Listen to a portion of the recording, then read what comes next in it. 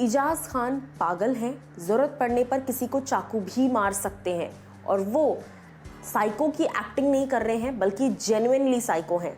इस तरह की बड़ी बात निशांत सिंह मलखानी ने कही है बिग बॉस के घर से निकलकर इजाज खान के बारे में। पूरी खबर आपको बताती हूँ। नमस्कार दोस्तों, मैं हूँ ज्योति नाहक और आप देख रहे हैं शुद्ध मनोरंजन। बिग बॉस के घर में एलिमिनेशन हुआ, जहां पर इस एलिमिनेशन से पहले तो डबल एविक्शन हुआ। पहले निशांत सिंह मलखानी निकल कर आए और फिर कविता कौशिक भी। लेकिन अब मैं आपको बता दूं कि निशांत ने बाहर आते ही कई सारे स्टेटमेंट्स, कई सारे ऐसे खुलासे किए हैं जो सुनना काफ़ी ज़्यादा शॉकिंग है। इजाज खान के बारे में हाल ही में बातचीत के दौरान पिंकविला के साथ एक इंटरव्यू सेशन के दौरान ये बात कही उन्होंने कि इजाज ने कई बार मुझसे ये बातें कही है। जब हम साथ में बैठा करते थे और साथ में हम बेड पर लेटे थे, तब इजाज ने मुझे कहा कि उनका बहुत दिल करता है किसी को बार बार चाकू से खुरेपने का या चाकू से मारने का। जब निशांत ने पूछा कि ऐसा क्यों, तो इजाज ने कहा कि मुझे ऐसा, जब भी कोई मुझे ऐसा लगता है कोई शांति से सो रहा है या कोई सो रहा है, तो मेरा दिल करता है कि मैं जाऊं उसके सीने पर बैठूं और बार बार चाकू से वार करूं उसके ऊपर। ये बोलते वक्त भी मुझे गूज़बम्स आ रहे हैं। आप कोई नॉर्मल व्यक्ति इस तरह की बात सोचेगा भी नहीं या फिर बोलेगा भी नहीं, लेकिन इजाज ने ऐसी बात शेयर की है निशांत के साथ, और जो कि टेलीविजन पर नहीं दिखाया गया है। सबसे इंपॉर्टेंट बात ये है, निशांत ने कहा पहले मुझे लगा कि ये सिर्फ कैमरा के लिए ऐसी बातें कर रहे हैं, पहले मुझे लगा कि ये सिर्फ एक साइको या गुस्सैल एंग्री यंग मैन लुक दिखाने के लिए इस तरह की बातें कर रहे हैं, लेकिन अब मैं समझ चुका हूं कि ये मुझे दिखाने के लिए या ये कैमरास को दिखाने के लिए नहीं है, ये जेन्युइनली साइको है।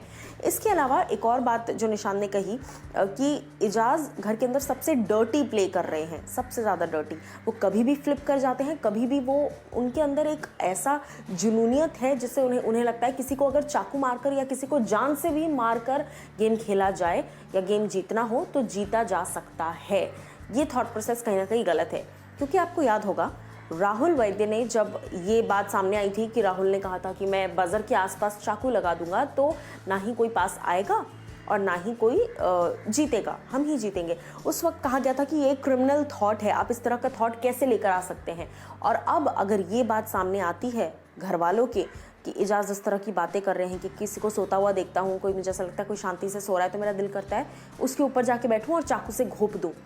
तो ये तो बहुत ही एक टेंशन वाली बात है यार। बिग बॉस के घर के अंदर अगर आप ऐसी बातें कर रहे हैं और ये कैमरा पर भी नहीं दिखाया जा रहा है, क्यों? क्योंकि इससे जनता इजाज को जज करेगी। अब यहाँ पर मैं आपको बता दूं, इसके अलावा निशांत ने ये बात भी बोली कि जान किसी जहरीले सांप से कम नहीं है।